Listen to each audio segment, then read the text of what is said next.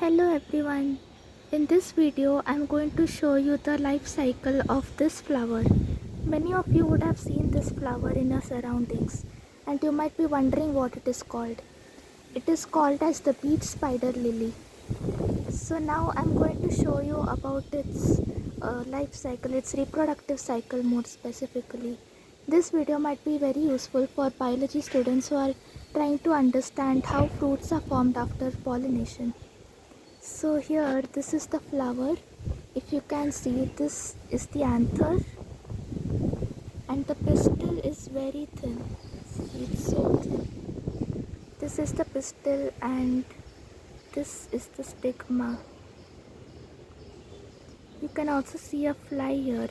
See, I think it's trying to pollinate the flower, and I think these are the buds which have not yet bloomed. Now I will take you further. So here you can see some pollination happening. See, these are some ants which I think are trying to pollinate this flower.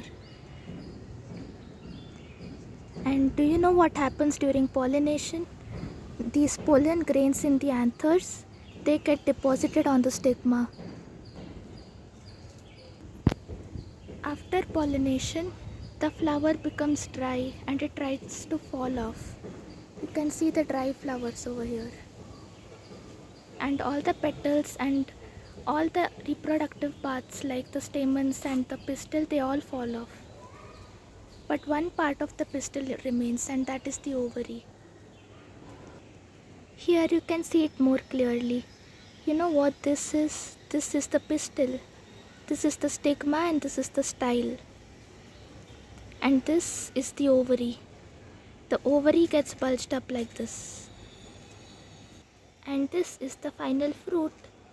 So this you can say is the fruit of this beach spider lily plant.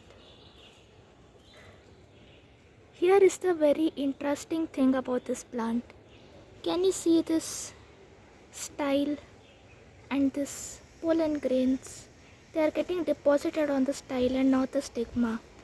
This phenomenon is called heterostyle, and this is done so that this plant can prevent this self-pollination.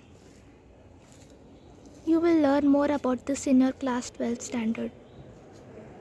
See, this pollen grain cannot actually reach the stigma, right? So this prevents the self-pollination. So thank you for watching this video. I hope you find it informative.